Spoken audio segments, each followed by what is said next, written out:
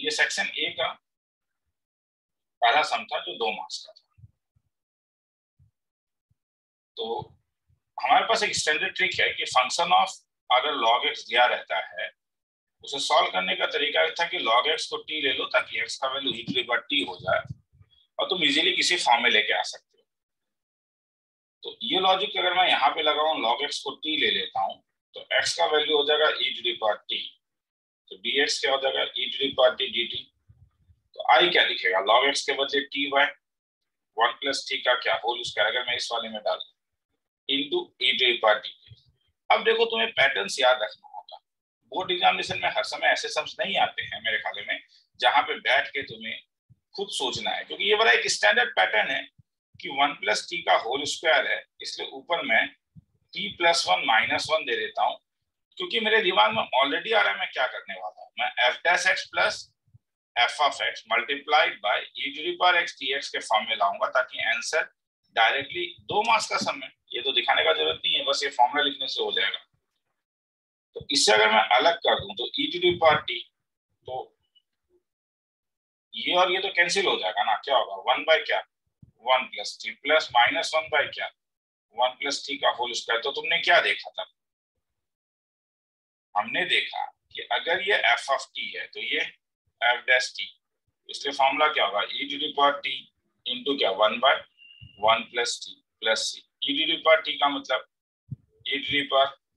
तो e⁻t, तो ये x और t का मतलब log x है, तो e⁻t का मतलब x बाय 1 बाय क्या 1 प्लस log x प्लस। देखना है तो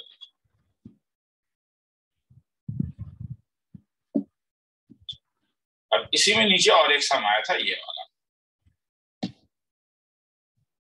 तो यहाँ पे जब तुम थोड़ा सा ऑब्जर्व करोगे तो ऊपर है 2 sin x cos x, नहीं क्या sin cos x, और नीचे है 9 माइनस cos 4x।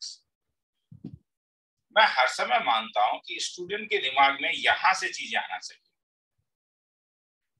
कि sin twice x 2 sin x cos x और ये dy dx of cos square x, और ये मुझे यहां पे दिख रहा है कि एक स्क्वायर के फॉर्म में।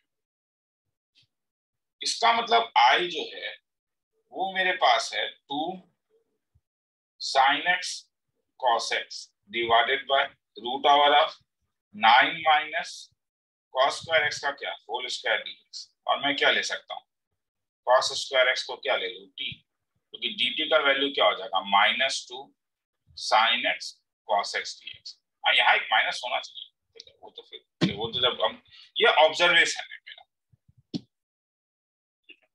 तो ये माइनस में भूल गया था, तो this can be written minus, तो ये क्या हो जाएगा dt divided by root over of क्या 9 माइनस t स्क्वायर। अब अभी तक तो फॉर्मूला तुम लोग को याद ही हो चुका होगा, a square minus x square का फॉर्मूला ये था sine inverse x by plus c, तो minus sine inverse t by 3 plus c, t का वैल्यू डाल दें, minus sine inverse cos square x by 3 plus c. आगे चलो,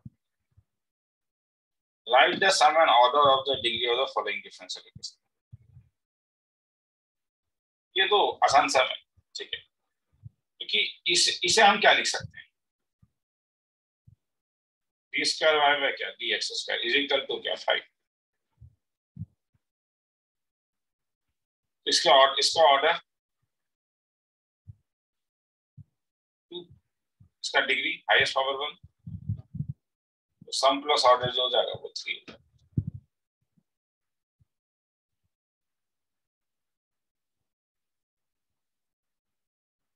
a cap plus b cap 2 cos theta by 2, इसे हम लोगों ने कल सॉल्व किया था, ठीक है, याद है तुम्हें, a cap plus b cap का होल स्क्वायर कर दिया था, ये कल किया था रे, a स्क्वायर, ठीक है, b square plus 2 a cap dot b cap, तो ये 1 प्लस 1 प्लस 2, ये मैं डायरेक्टली लिख रहा हूँ क्योंकि कल ये हम लोगों ने किया था, तो जिन लोगों से नहीं बना होगा श्योर उन लोगों ने वीडियो देखा होगा, और अभी भी अगर वीडियो नहीं देख रहे हो, तुम्हें लग रहा है कि नहीं वीडियो सेलेक्टिव करके देख रहे हो या सेलेक्टिव पढ़ रहे हो, तो राम भरोसे 2 cos थीटा बाय 2।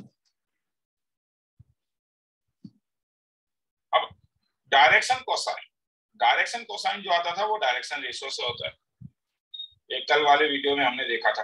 और हम जानते हैं कि जब x minus x1 by a1 equal to x minus x2 by b is equal to y minus y1 by b, इसे ये ले लेते हैं, z minus z1 bye c, तो ये जो डिनोमिनेटर a b c है यही डायरेक्शन रेशियो होता था। तो क्या ये फॉर्म में ये अभी है? नहीं है ना, क्योंकि तुम कहाँ प्रॉब्लम है, बोलो बोलो प्रॉब्लम कहाँ का है? पहला प्रॉब्लम जो है वो यहाँ पे है कि x का कोएफिशिएंट नेगेटिव है। सेकंड प्रॉब्लम ये ब्लू वाले में है कि y का कोएफिशिएंट 2 है। तो दोनों को कैसे हटाओगे? यहाँ पे अगर मैं x माइनस 3 करूंगा नीचे y, यहाँ क्या करूंगा, इस वाले में ऊपर नीचे 2 से डिवाइड कर देता हूँ, तो ये क्या हो जाएगा, y minus 1 by 2 by 1 is equal to क्या, z बाय 4। अब यहाँ से डायरेक्शन कोसाइन क्या आ गया था, 114, और इसका मैग्नीट्यूड क्या हो जाएगा, 1 square plus 1 square plus 16 is equal to क्या, रूट ऑफ 80। तो डायरेक्शन रेशियो, डायरेक्शन कोसाइन क्या होगा, 1 बाय रूट 18, 1 बाय रूट 18 और 4 बाय।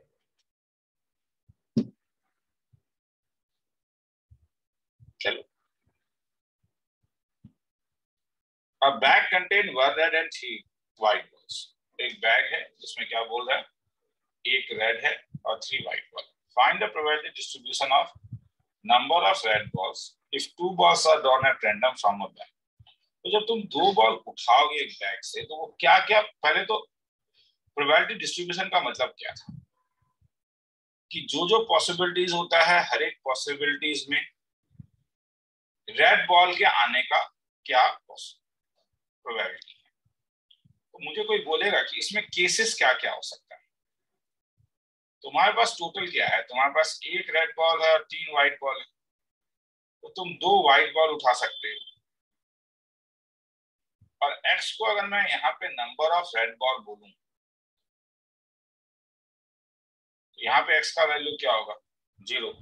या तुम एक व्हाइट उठाओ एक रेड उठाओ, या एक रेड और एक व्हाइट उठाओ,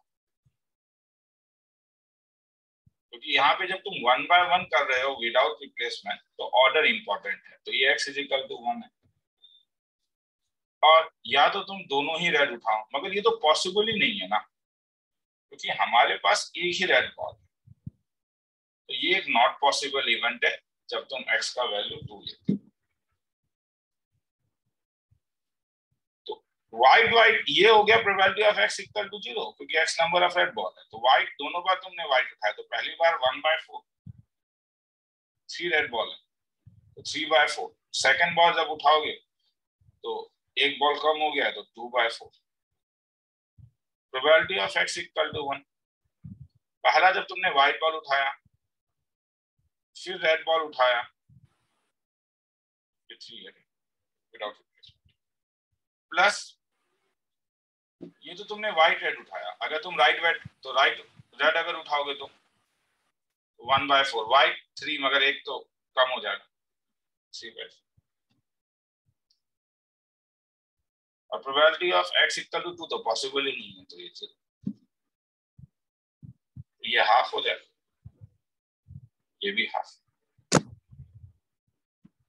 फिर टेबल बना देना है, x of p of x 0 1 2 half half.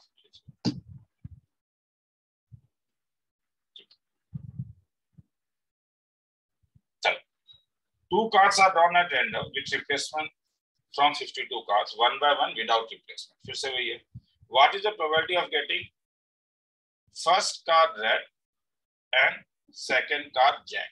तो मुझे क्या चाहिए, फर्स्ट रेड का, सेकंड जैक का प्रोबेबिलिटी। रेड का टोटल 26 कार्ड्स होते हैं, जैक कार्ड उसमें 4 कार्ड्स होते हैं, मगर उसमें एक ऐसा भी कार्ड होगा जो रेड भी है और जैक भी है। रेड में 2 सूट्स आते थे, इसलिए 2 बार जैक तुम्हें मिलेगा, एक बार डायमंड का, एक बार हार्ट का। तो ऐसे 2 कार्ड्स होंगे जो इन दोनों में काउंट हो रहे हैं। या तो ए यूनियन बी लगा के करो, मगर यहाँ जरूरी नहीं है, क्योंकि 1 बाय 1 विदाउट रिप्लेसमेंट कह रहा है, तो तुम डायरेक्टली सोच सकते हो कि क्या क्या हो सकता है। देखो, एक ये हो सकता है कि तुम पहली बार रेड जैक कार्ड उठाओ और सेकंड बार रिमेनिंग जैक कार्ड और एक जैक कार्ड उठा लो। नहीं तो नॉन रेड जैक कार्ड उठाओ पहली बार में, क्योंकि रेड होना जरूरी है, पहली बार में रेड होना जरूरी है, इसीलिए तुम नॉन जैक मगर रेड कार्ड उठाओ और उसके बाद एक जैक कार्ड उठाओ। तो रेड जैक तुम्हारे पास क्योंकि 2 था, तो ये 2 बाय 52 इनटू, अब जैक कार्ड क्या हुआ, 2 में से तो तुमने एक कार्ड उठा लिया ना यहाँ पे, तो एक कार्ड यहाँ बच गया। मतलब देखो तुम्हारे पास था क्या, जैक तुम्हारे पास डायमंड में होगा, हार्ट में होगा, स्पेड में होगा और क्लब में होगा। सपोज तुमने डायमंड उठा लिया, तो बस तो और 3 गए ना, तो और एक जो जैक कार्ड होगा वो 3 बाय 51, क्योंकि विदाउट रिप्लेसमेंट है। अब नॉन जैक रेड कार्ड कितने हैं, ये तो 2 है,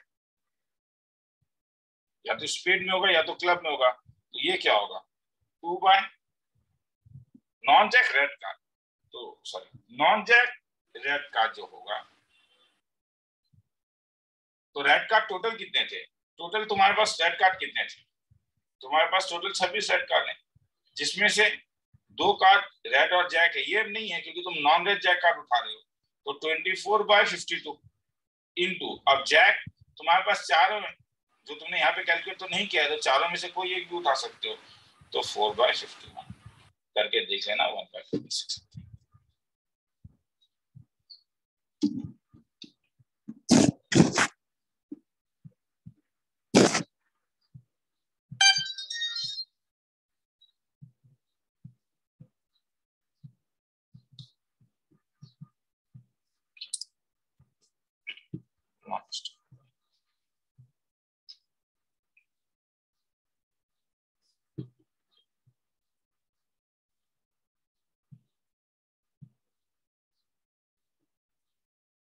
अब आता है सेक्शन बी, 3 मार्क्स। ये वाला सम कैसे करते हो, इसे 2 तरीके से कर सकते हो। एक सब्स्टिट्यूशन लगा सकते हो, क्योंकि तुम्हें दिख रहा है डिनोमिनेटर में क्या 1 प्लस एक्स स्क्वायर, इसका स्टैंडर्ड सब्स्टिट्यूशन था कि एक्स को tan थीटा डालना। तब आई का वैल्यू क्या डालोगे,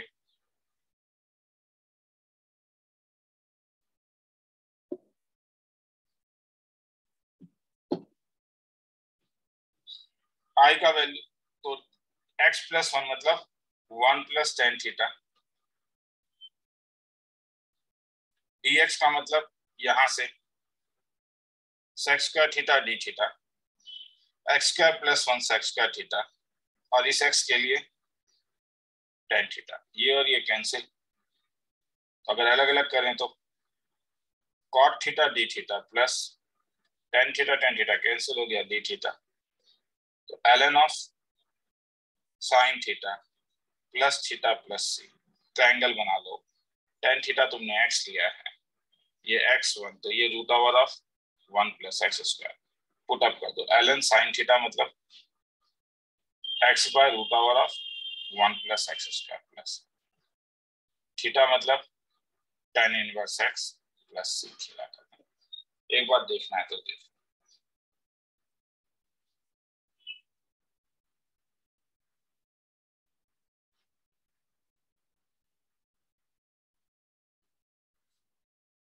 तो एक्चुअली में क्या है कि इसमें तो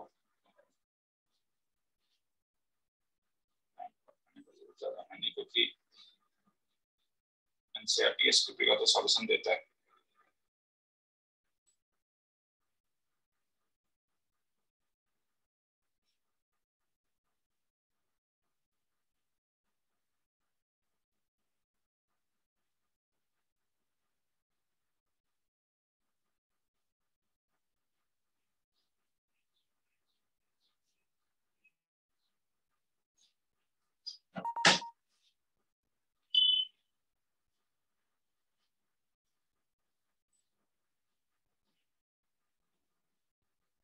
तो टाइम बर्बाद करके फायदा नहीं आ जाता।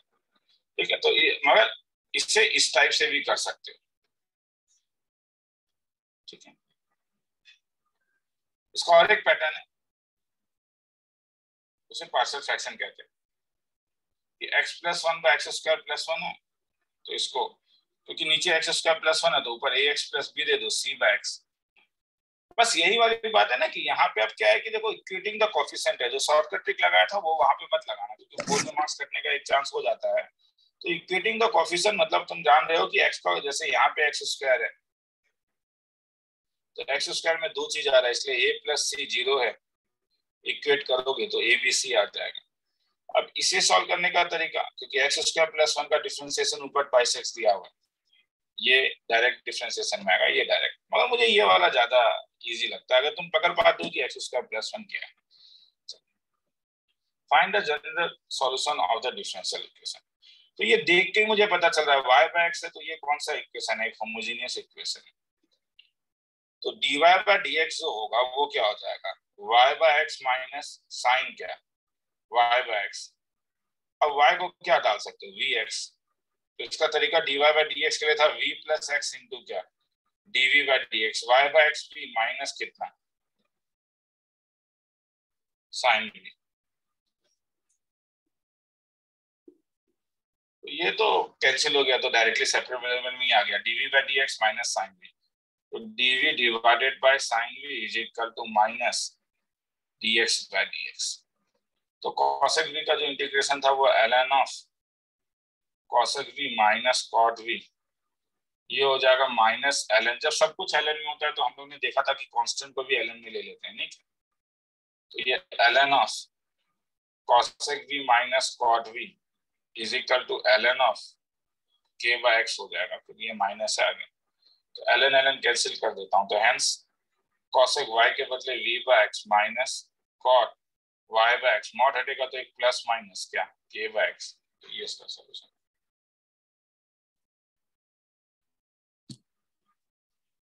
चलिए आगे।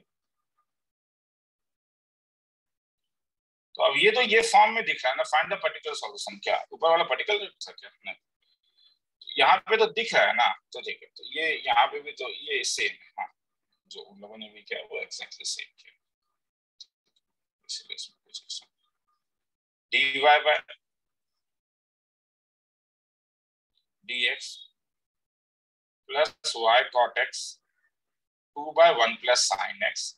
ये देख के ही लग रहा है कि ये वाला फॉर्म है, नहीं क्या, dy by dx plus py is equal to क्या q, जहाँ पे p का वैल्यू क्या cot x, q का वैल्यू क्या 2 डिवाइडेड बाय क्या 1 प्लस sin x। तो इंटीग्रेशन p dx क्या हो जाएगा, इंटीग्रेशन cot x क्या हो जाएगा ln of sin x।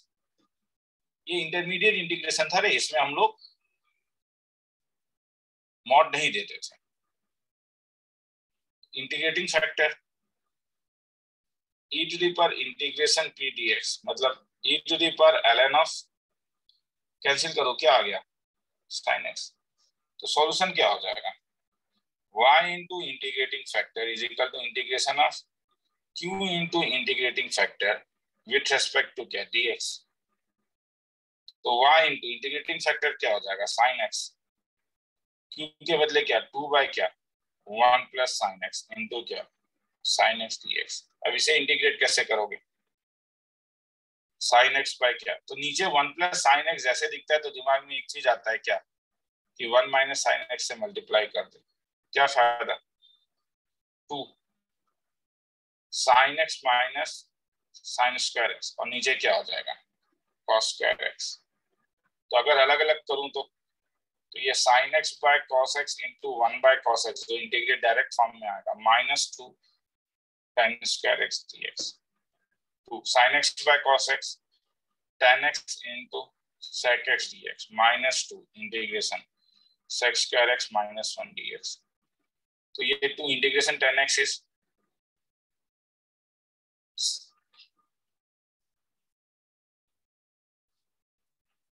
Integration sec x minus 2 integration sec square x tan x plus 2 plus चला था, देखना है तो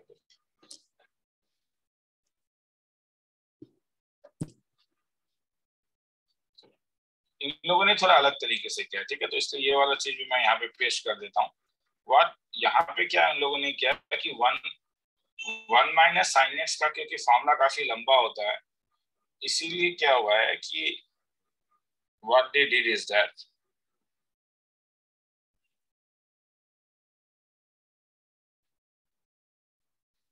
क्योंकि वन प्लस साइन एक्स का फॉर्मूला देखो, वन प्लस, हम ये चीज जानते हैं कि वन प्लस कॉस थीटा का फॉर्मूला बड़ा अच्छा था, two cos square theta by two, और वन प्लस साइन थीटा का फॉर्मूला बड़ा लंबा था, sine theta by two plus cos theta by two का होल स्क्वायर। इसीलिए क्या, ये याद रखो कि वन प्लस साइन थीटा को तुम कॉस में चेंज कर सकते हो, pi by two minus theta, ताकि ये वाला पैटर्न में आ जाए, और ये तब तुम्हें टू इंटू कॉस स्क्वायर आधा एंगल का, इस एंगल का आधा pi by four minus theta by to हो जाए।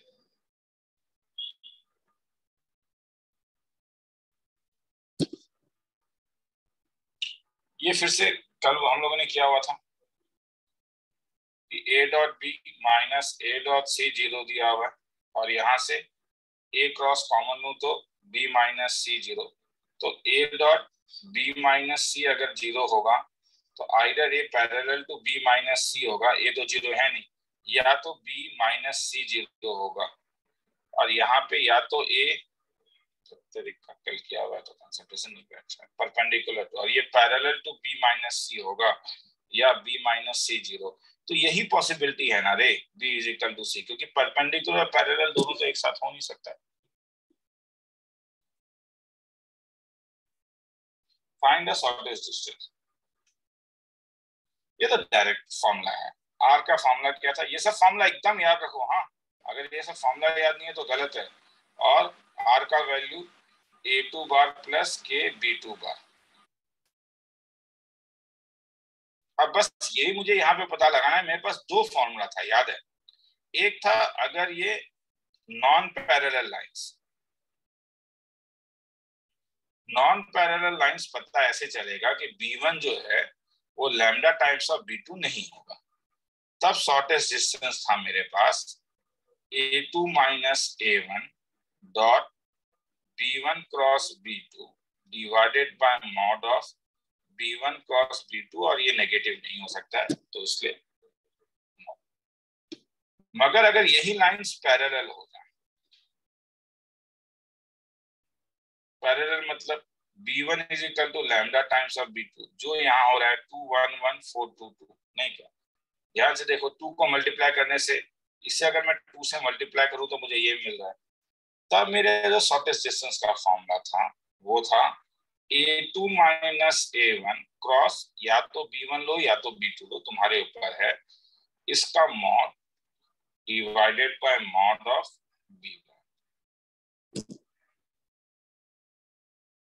तो ये कर लेना, क्योंकि A1 तुम्हें दिया हुआ है, ये A2 तुम्हें दिया हुआ है ये, और B1 तुम्हारे पास पता है, ये जो है ये B1 है, सब वैल्यू डाल के देख लेना, क्योंकि 3√5 डिवाइडेड बाय √6, क्योंकि इसमें क्या है ना कि इस वाले में कुछ नया चीज तो करना है नहीं मुझे, तो अननेसेसरी।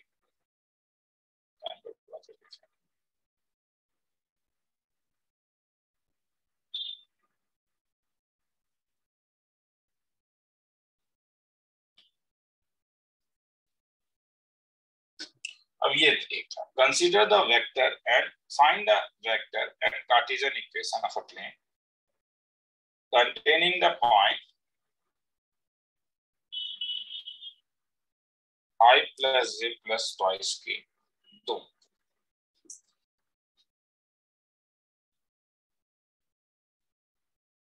and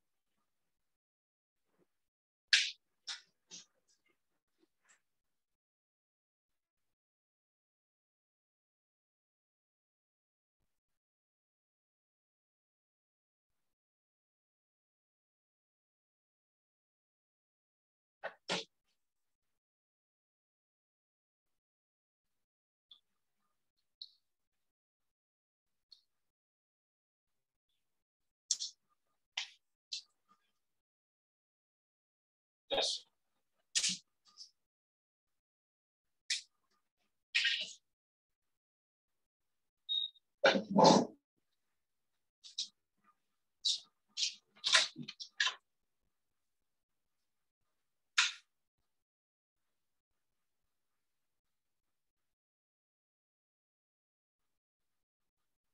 सुनने में आ रहा है?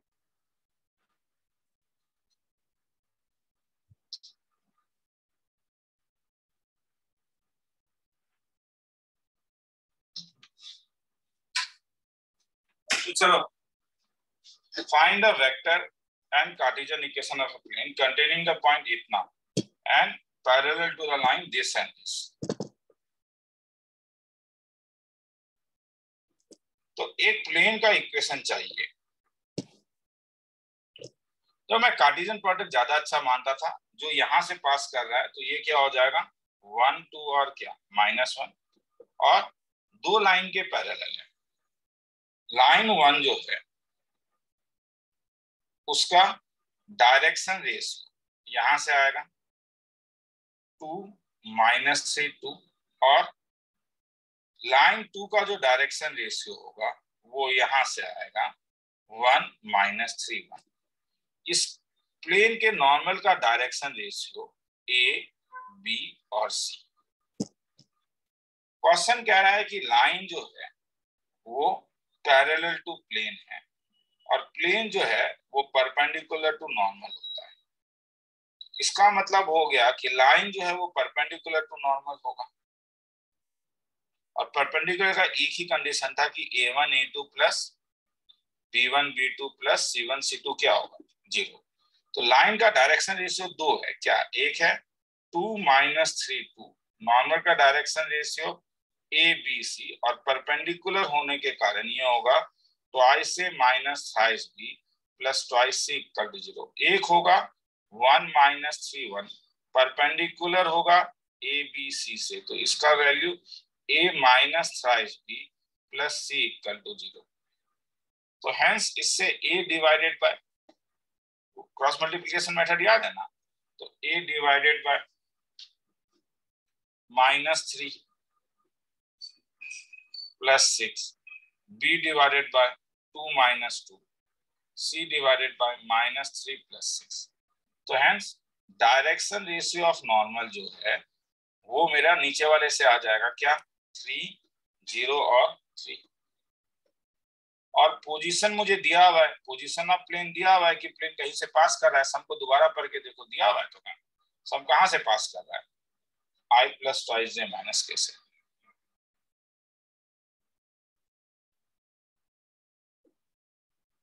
तो इसका पोजीशन क्या था, ये पॉइंट था मेरे पास 1 2 -1।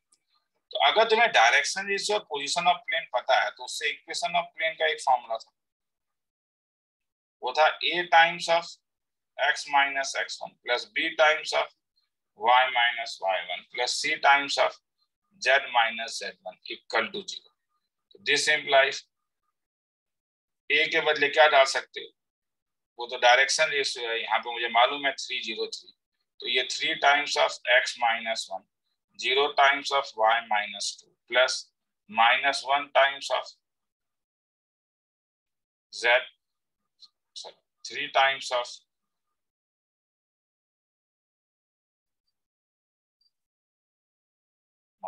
Plus 3 -3 times of z plus 1 equal to 0। तो फिर वो करके देख लेते आगे चलो इवैल्यूएट।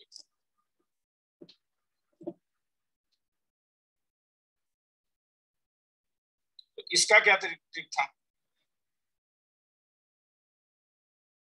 इसका तो भैया एक ही ट्रिक था, तुम्हें ये जानना होगा कि इसका साइन स्कीम कैसे है। तो अगर मैं इंटीग्रेंड को x को कॉमन ले लूं तो ये x स्क्वायर -3x प्लस 2, तो इसका साइन स्कीम होगा x -1 और x -2।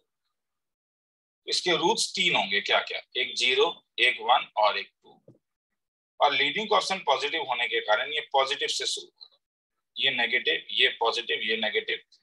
तो मैं कहां से कहां तक हूं, मुझे -1 से लेके 2 तक का पूछ रहा है,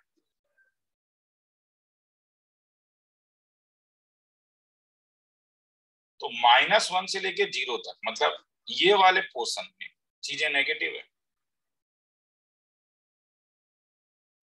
और मैं जानता हूं कि नेगेटिव वाले में जब मैं मॉड हटाऊंगा तो आगे माइनस दूंगा। 0 से 1 तक चीज पॉजिटिव है,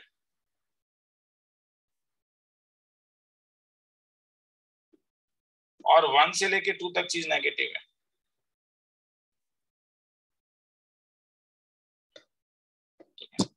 तो इस ठीक है, तो ये सब समझो फिर हम लोग ने किया हुआ है ना। देखो मेरा मेन मकसद है कि मैं तुम्हें यहाँ दिखा दूं कि कैसे करना है, ठीक है। अब यहाँ पे ये मकसद नहीं है तुम्हारा, नहीं तो तुम्हें अगर सीखना है तो उसके लिए फिर वो जो ये 3x² plus twice x dx, यहाँ पे बस एक क्विकली दिखा दिया जा रहा है कि हाँ देखो ये प्लस जो होगा माइनस हो जाएगा, क्योंकि ये वाले में आर्गुमेंट नेगेटिव है, ये वाले में आर्गुमेंट पॉजिटिव है, ये वाले में आर्गुमेंट नेगेटिव। तो ये हो जाएगा x³ minus 3x² plus twice x dx। अब सबका वैल्यू निकाल के देख लेना, 11/4 आएगा। तो तुम्हें ये भूल गए हो तो इंटीग्रेशन वाला जो मेरा वीडियो है उसमें उल्टा के देखो, ये using integration find the area of the region in the first quadrant enclosed by the line x plus y is equal to, तो x plus y is equal to 2, तो ये लाइन होगा x, क्योंकि इसका x इंटरसेप्ट जो होगा, अगर मैं y को यहाँ पे बोल रहा हूँ, अगर मैं y को 0 डाल दूं तो x का वैल्यू 2 हो रहा है और ये 0 था। And parabola y square equal to x, वो तो ऐसा होगा y square equal to and the x axis, ये x एक्सिस। तो इसका मतलब है कि मुझे कौन सा एरिया चाहिए, मुझे ये वाला एरिया चाहिए x, ये बाउंडेड एरिया है या नहीं।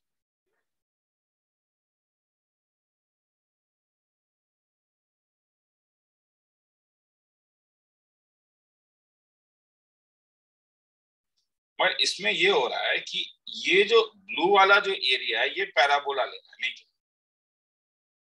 और ये येलो वाला जो एरिया बाउंड कर रहा है वो एक स्ट्रेट लाइन बाउंड कर रहा है। तो कौन कौन सा, इसे पैराबोला कहते हैं। पैराबोला क्या है, y square equal to x। इसे स्ट्रेट लाइन कहते हैं, तो y का वैल्यू क्या आया, 2 - x। तो रिक्वायर्ड एरिया, तो उसके लिए मुझे ये पॉइंट ऑफ इंटरसेक्शन तो निकालना होगा ना। पॉइंट ऑफ इंटरसेक्शन किस किस का, पैराबोला का, तो x is equal to y square, और लाइन का मतलब y इज इक्वल टू क्या, 2 - x। तो y इज इक्वल टू क्या, 2 - y स्क्वायर। तो y square minus y minus 2 equal to 0। तो y -2 इंटू y प्लस 1। तो y नेगेटिव तो है नहीं, क्योंकि दिखने से लग रहा है ये तो पॉजिटिव साइड में है y, नहीं क्या, इसलिए y का वैल्यू 2 होगा। तो x का वैल्यू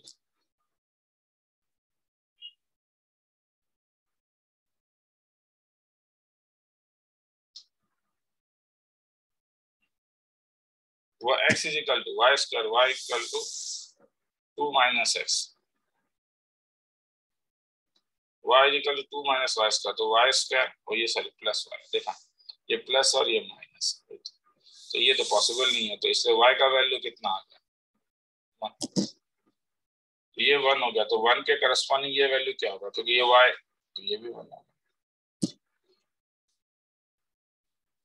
तो एरिया कहाँ से कहाँ तक, तब 0 से लेके 1 तक, मतलब ये वाले का बात कर रहा हूँ मैं, यहाँ से यहाँ तक कौन बाउंड करेगा, पैराबोला बाउंड करेगा।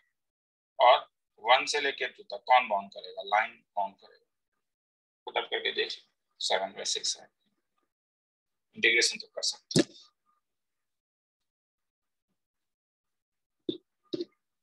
आगे चल, फिर एक नीचे और एक सम है, हाँ वो यहाँ पे लिखना भूल गया, तो यहीं पे करा देना। वो था अपना क्या था,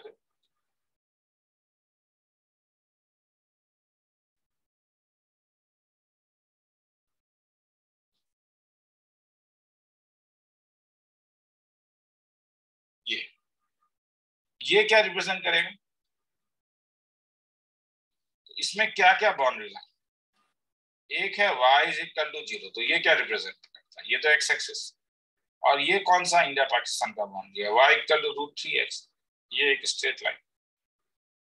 तो y जो है ये स्ट्रेट लाइन हो गया, y is equal to √3x, और ये हो गया y इक्वल टू 0, इसके बीच का पोर्शन। तो इसके बीच का पोर्शन तो ये पूरा हो जाएगा ना,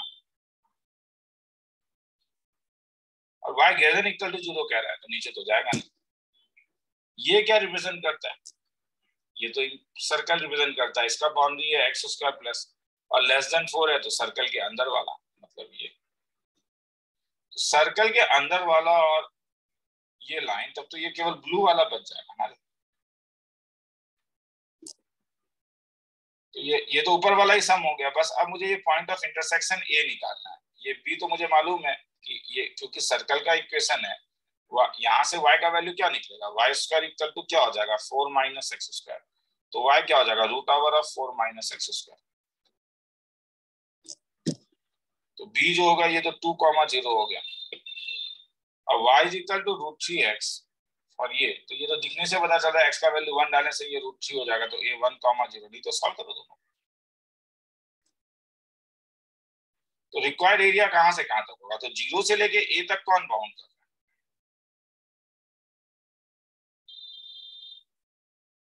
ये जो ब्लू वाला पोर्शन है ये तो लाइन बाउंड कर रहा है y equal to root 3x वाला, और 1 से लेके 2 तक कौन बाउंड कर रहा है, सर्कल बाउंड कर रहा है। तो लाइन क्या हुआ रूट 3x dx, और 1 से 2 सर्कल क्या हुआ रूट ओवर ऑफ क्या 4 minus x square, put up कर लो। तो आंसर 2,5h। ये तो तुम एक्चुअली में एक स्टेप में आ सकता है अगर हम लोग ज्योमेट्री लगा लें तो पास करते हैं। Find the foot of perpendicular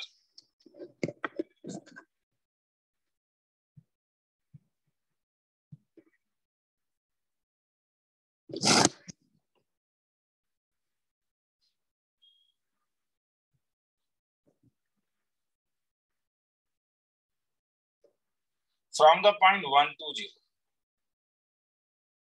upon the plane itna, hence find distance of the point 1 to 0 from the given plane. Find the foot of perpendicular from the point A दिया हुआ है क्या, find the foot of perpendicular from the upon the plane, तो ये plane, तो तरीका क्या था foot of, ये सब देखो एकदम कॉमन सम्स है। तो अगर मैं ये फुट ऑफ परपेंडिकुलर देखूंगा तो मैं ये भी तो देख रहा हूँ कि ये जो MA जो होगा ये एक्चुअली में क्या है, ये नॉर्मल टू प्लेन है, और नॉर्मल टू प्लेन जो होता है इसके कोएफिशिएंट्स जो होते हैं वो नॉर्मल का डायरेक्शन रेशियो देता है, तो मुझे इसका डायरेक्शन रेशियो पता चल गया। तो direction ratio of normal he AM है, और इसका डायरेक्शन रेशियो होगा 1 - 3 2। तो अगर मुझे डायरेक्शन रेशियो और पोजीशन दोनों ही पता चल गया तो इसका मतलब मुझे इक्वेशन ऑफ AM पता चल गया, x - x1 by A is equal to y - 2 by B is equal to z - 3 by 2 is equal to lambda. तो ये क्योंकि m जो है वो एनी पॉइंट है इस लाइन के ऊपर, तो वो दिखेगा लैम्डा प्लस 1 -3 लैम्डा प्लस 2 और 2 लैम्डा, और वो कहाँ पे लाई करेगा, वो लाई करेगा x - 3y plus 2z equal to 9। Solve करके देख लेना, लैम्डा का वैल्यू 1 आता है, तो हेंस m का वैल्यू आ जाता है 2 - 1। Hence find the distance of the point from the plane, तो ठीक है, तो रूट ओवर AM का वैल्यू पूछ रहे, तो तुम्हें m पता है, तुम्हें a पता है, तो डिस्टेंस फॉर्मूला तो जानते ही हो, x - x12 का होल स्क्वायर y1 - y2 का whole square plus z1 - z2 का whole square.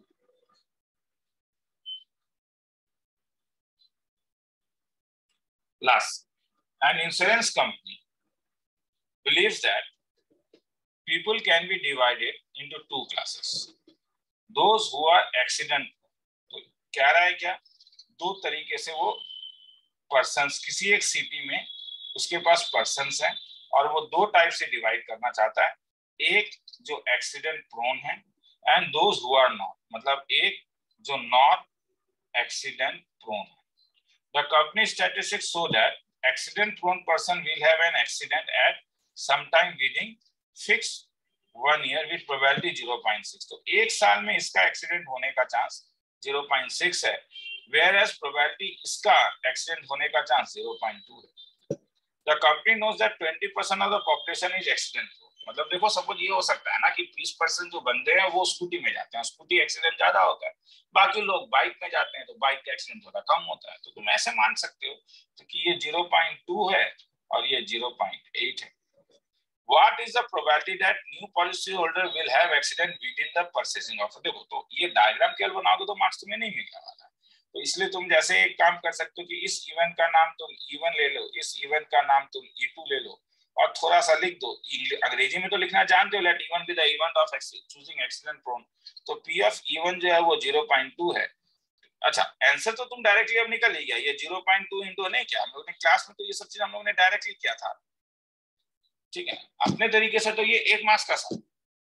What is the probability that he is accident prone? कौन सा ब्रांच चाहिए? एक्सीडेंट प्रोन का ब्रांच कौन सा है? ये वाला ब्रांच है। तो ये क्या हो जाएगा 0.6 इंटू क्या 0.2 डिवाइडेड बाय क्या 0.6 इंटू 0.2 प्लस क्या 0.8। तो हो तो गया। हाँ, मगर वही है, सीबीएसई कहता है लिखना जानो, हाँ, क्योंकि लिटरेचर भी जानना चाहिए, होलिस्टिक अप्रोच चाहिए अपना, सब कुछ जानो, ठीक है।